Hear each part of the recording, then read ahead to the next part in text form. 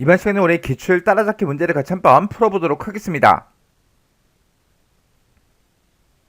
1번 문제요. 1번 문제 보니까 이제 상품 판매 현황을 관리하기 위해서 데이터베이스를 이제 구축하려고 하는데요. 그때 지상에 따라서 판매 종합이라는 그 테이블을 완성시켜라. 그렇게 이제 문제가 나왔죠. 우리 판매 종합이라는 그 테이블이 지금 이곳에 있습니다. 지금 얘를 이제 더블 클릭해 보면 지금 이렇게 이제 데이터가 쭉쭉쭉 전부 다 이제 들어있죠. 그때 제 거는 지금 여기 보니까 샵으로 막 표시된 것도 있어요. 이렇게 이제 샵으로 표시가 된 거는 제가 지금 작업하고 있는 이 내용들이 화면상에서 지금 여러분들이 이제 글씨가 잘 보여야 되기 때문에 제가 글씨 크기를 조금 더 크게 했어요. 크게 해서 지금 이렇게 이제 막 샵으로 표시되는 게 있습니다. 이렇게 만약에 여러분들 것도 이렇게 이제 실행을 시켰을 때 막 샵으로 표시되는 게 있다. 그거는 이제 우리 열 너비, 요 금액이라는 그 필드에 열 너비가 좁아서 그런 거예요. 그럴 때는 금액이라는 그 필드의 열 너비를 조정할 때는 금액하고 그 오른쪽에 있는 그 필드요. 그 필드 사이, 요 사이에 경계선에다가 마우스를 갖다 놓으면 이렇게 이제 양쪽 화살표 모양이 나와요. 그때 더블 클릭을 이렇게 이제 해주시면 됩니다. 더블 클릭하게 되면 지금처럼 이 내용들에 맞게 이렇게 크기가, 열 너비가 자동으로 이렇게 이제 크기가 조절이 돼요. 자, 그러면 지금처럼 이렇게 이제 여러 개의 열들이 있고, 그때 데이터가 지금처럼 이렇게 이제 쭉쭉쭉 들어 있어요. 그때 레코드가 총 몇 개다? 100개, 100개의 그 레코드를 가지고 있는 거예요. 그러면 우리 이제 1번부터 시작해서 문제 같이 한번 풀어보자고요. 그러면 요 이제 테이블명 있죠? 테이블명 위에서 이제 마우스 오른쪽 버튼 디자인 보기 얘를 이제 선택해도 되는 거고요. 아니면 맨 위에 이제 메뉴 중에 우리 보기라고 있어요. 여기 이제 보기 요거 이제 땅 하고 찍은 다음에 우리가 이제 디자인 보기 요걸 이제 한번 클릭해 주면 됩니다. 요걸 이제 땅 하고 이제 클릭했더니 지금 우리가 가지고 있던 그런 필드 명들이 쭉쭉쭉 전부 다 이제 표시가 되어 있고요. 각 필드마다 데이터 형식이 어떻게 되는지 이렇게 이제 써져 있습니다. 그리고 그 아래쪽에 보게 되면 이제 필드 속성들을 우리가 이제 변경시킬 수 있게 설정할 수 있게 이렇게 이제 되어 있죠. 자, 그때 이제 동그라미 1번이요. 동그라미 1번에 보면 테이블이 이제 로드가 되면 테이블이 이제 로드가 됐다. 그 얘기는 테이블이 이제 실행이 됐을 때 우리 이제 상품 코드라는 그 필드가 있대요. 그 필드를 기준해서 내림차순 정렬되도록 그렇게 이제 설정해라. 그렇게 이제 문제가 나왔죠.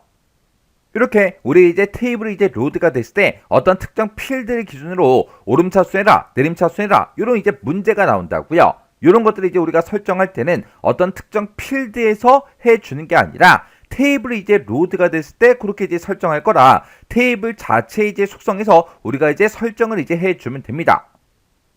그러면 우리가 이제 테이블 자체 이제 속성을 이제 변경시킬 때는 어떻게 하냐? 우리가 지금처럼 이렇게 이제 디자인 붓기를 열었을 때 맨 위에 보게 되면 우리 이제 테이블 디자인이라고 있죠?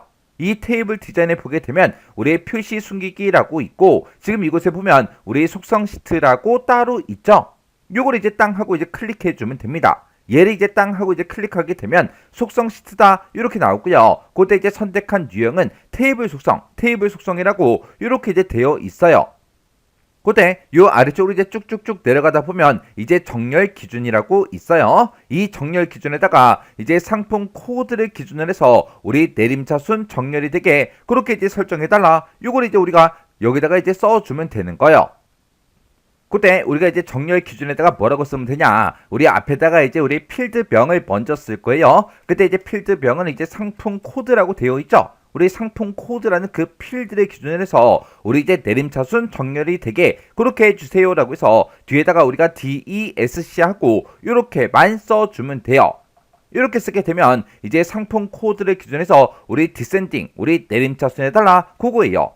만약에 오름차순을 정렬해라. 만약에 문제가 그렇게 나왔다면 상품 코드라고 쓰고요. 뒤에다가 ASC라고 이렇게 쓰거나 아니면 그냥 상품 코드라고 이렇게 써도 됩니다. 여기서 우리 정렬할 때 ASC, 우리 오름차순이 이제 기본값이기 때문에 지금처럼 ASC는 우리가 이제 생략하고 쓸 수 있는 거예요. 지금은 우리 이제 내림차순 정렬할 거라 지금 이렇게 이제 우리가 써주면 되겠죠. 그러면 우리가 여기서 이제 정렬 기준에다가 방금 썼던 그 내용을 그대로 이렇게만 써주면 됩니다.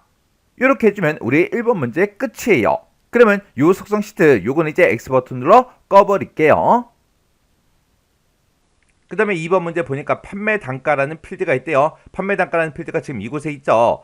얘의 형식을 통화 형식으로 설정하시오. 그렇게 나왔습니다. 그러면 일단 우리가 판매 단가라는 거 먼저 찍어주고요. 아래쪽에 우리 필드 속성에 보게 되면 형식이라고 돼 있죠. 여기 보니까 그냥 일반 숫자로 돼 있는데 이거를 이제 통화로 우리가 수정만 해주면 되겠죠. 해서 통화라는 거 요거 이제 선택만 해주면 2번 문제 끝이요. 그 다음에 이제 3번 문제 보니까 주문 수량이라는 필드가 있대요. 주문 수량이라는 필드가 지금 이곳에 있죠. 이 주문 수량이라는 필드에는 새로운 레코드가 이제 추가가 되면 1이라는 값이 기본적으로 입력되도록 그렇게 이제 설정하래요. 그럼 우리가 주문 수량 요거 선택해놓고 기본값이 지금 0으로 되어 있는데 요거를 이제 1로 그렇게 이제 설정만 바꿔주면 되는 거죠. 이렇게 해주면 이제 3번 문제 끝이요. 그 다음에 이제 4번 문제 보니까 고객 만족도라는 그 필드가 있대요. 고객 만족도라는 필드가 지금 이곳에 있죠. 이곳에는 A, B, C, D, E 요 5개의 값만 입력될 수 있도록 유효성 검사 규칙을 설정해라. 그렇게 나왔습니다. 그러면 우리가 일단은 고객 만족도 요거 이제 선택해주고 우리 유효성 검사 규칙이라고 여기 있죠. 자, 이곳에 가서 우리가 A, B, C, D, E 하고 요걸 이제 써주면 되는데 자, 쌍따옴표 열어서 우리가 대문자 A 써주고 중간에다가 이제 오화 써주고 그 다음에 이제 쌍따옴표 묶어서 B 써주고 오화 쓰고 그 다음에 이제 쌍따옴표 묶어서 C 쓰고 그리고 또 오화 써주고 그 다음에 D 써주고 오화 써주고 그 다음에 우리가 E 써주고 이렇게만 작성해도 돼요. 이렇게 해서 A 오화 B 오화 C 오화 D 오화 E 하고 이렇게 써도 돼요.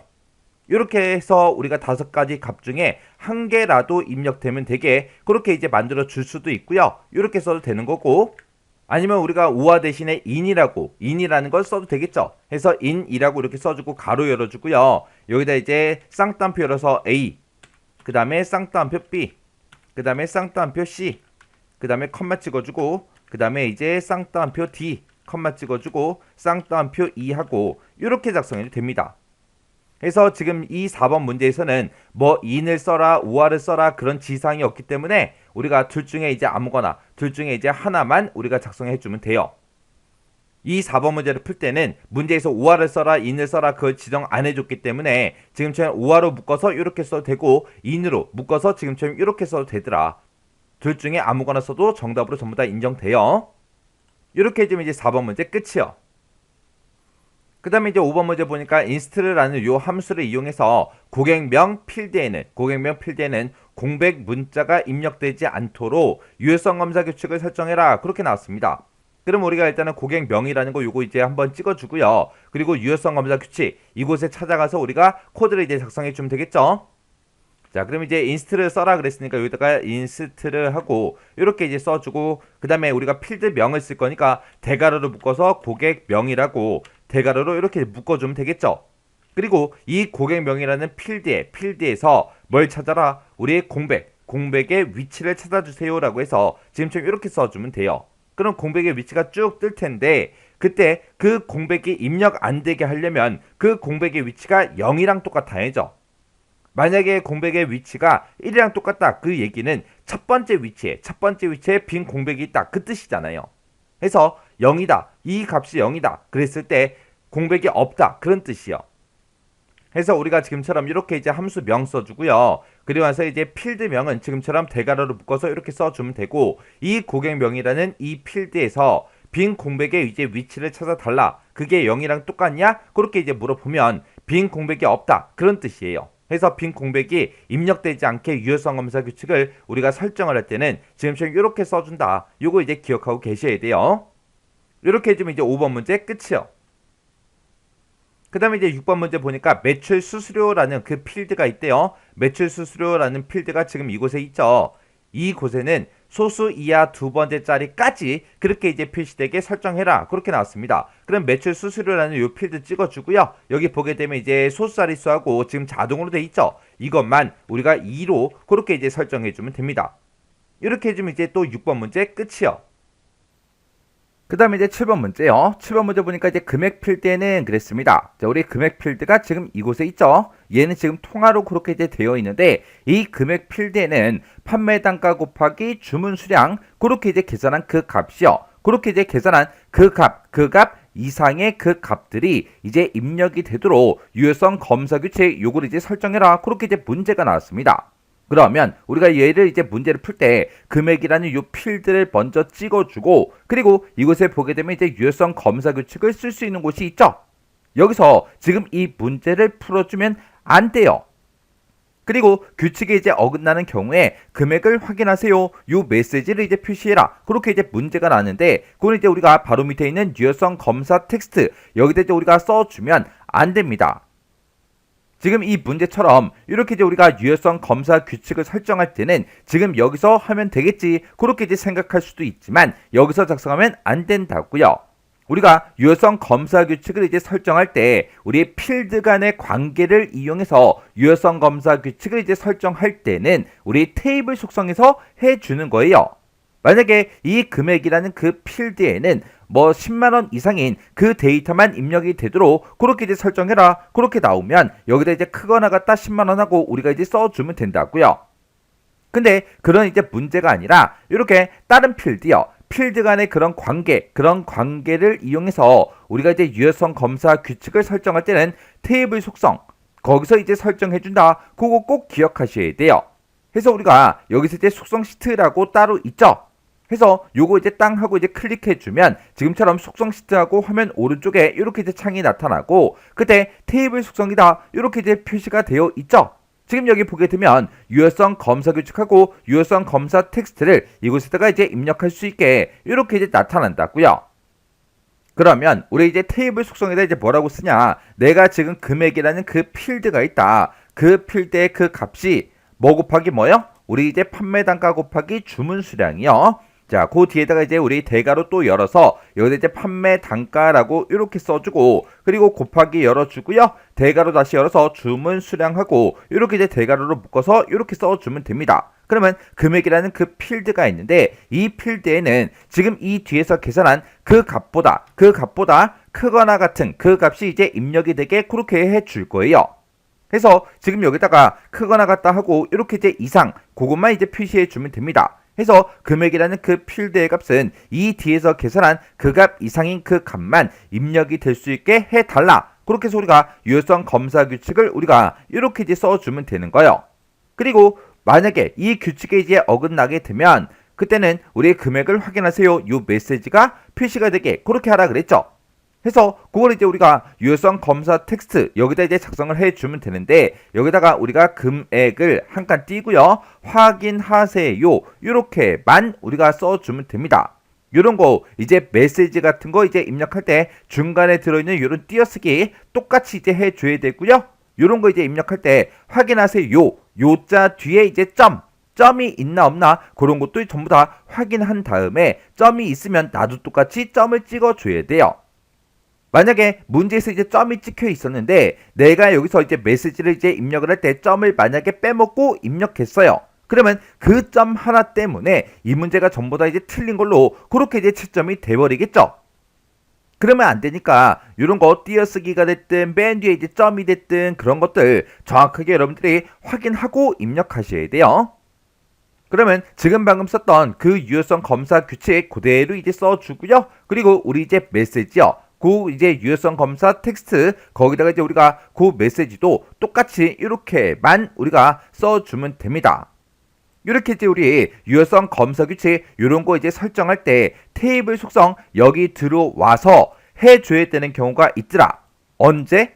유효성 검사 규칙을 이제 설정을 할 때 필드 간의 관계를 이용해서 우리가 이제 유효성 검사 규칙을 설정할 때는 반드시 우리 속성 시트 이곳에 들어와서 테이블 속성 여기서 이제 설정을 해준다. 그거 외우셔야 돼요.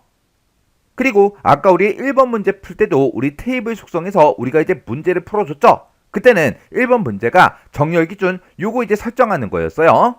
그래서 우리가 이렇게 이제 테이블을 완성시키는 그 문제에서 테이블 속성 창을 이용하는 경우가 있더라. 언제하고 언제? 테이블에다가 우리가 이제 정렬 기준을 이제 집어넣거나 이렇게 필드 간의 관계를 이용해서 유효성 검사 규칙을 설정할 때는 반드시 테이블 속성 여기서 한다. 요거 정확하게 기억하고 지나가셔야 돼요.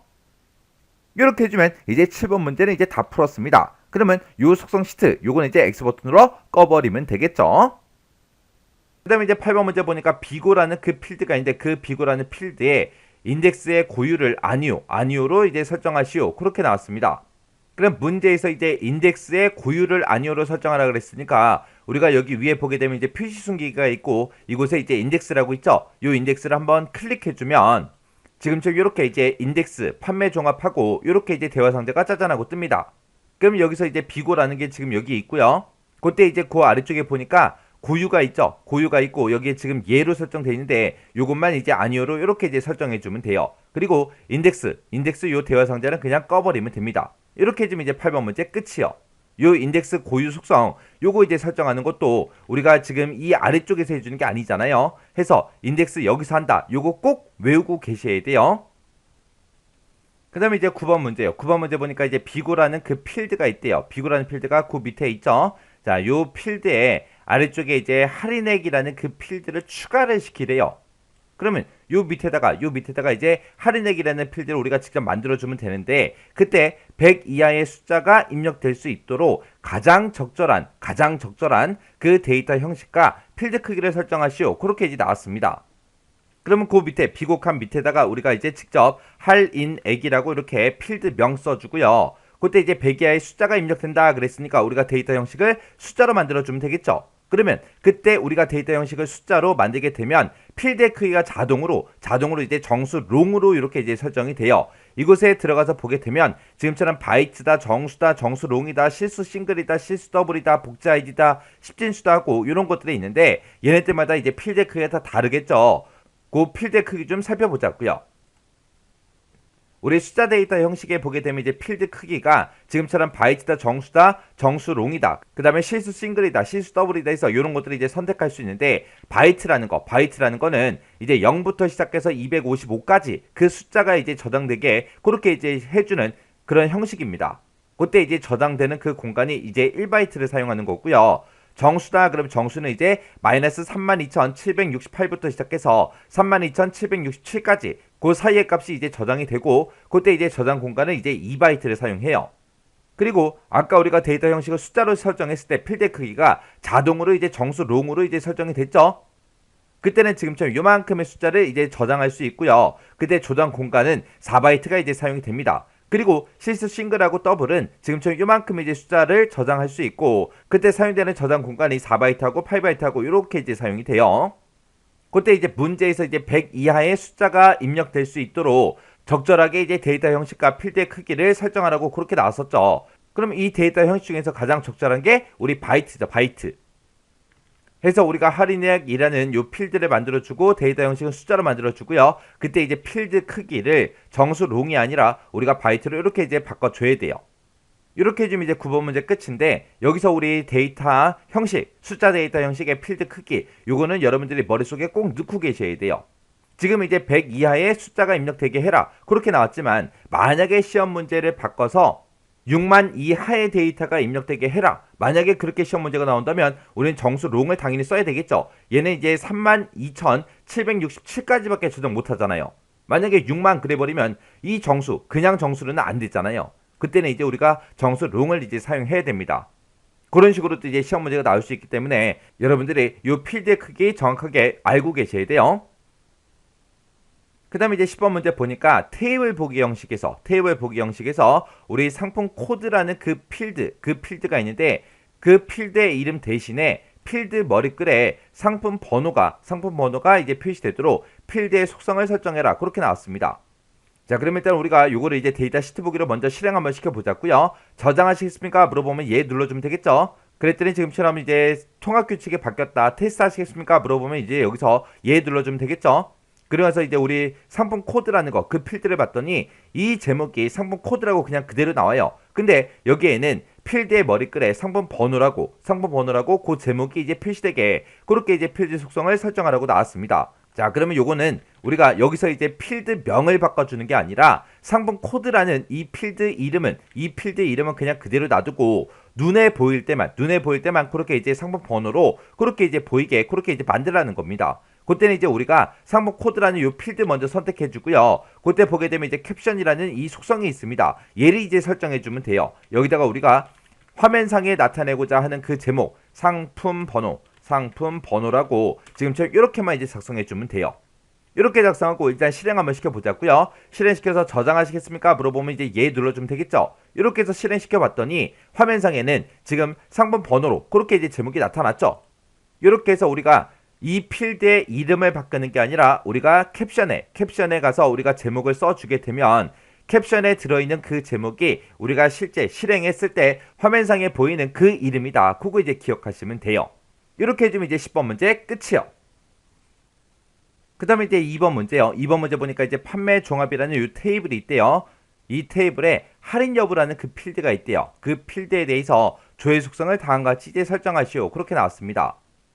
자, 지금 우리가 가지고 있는 이 판매 종합이라는 이 테이블 있죠? 이 테이블 실행 좀 시켜볼게요.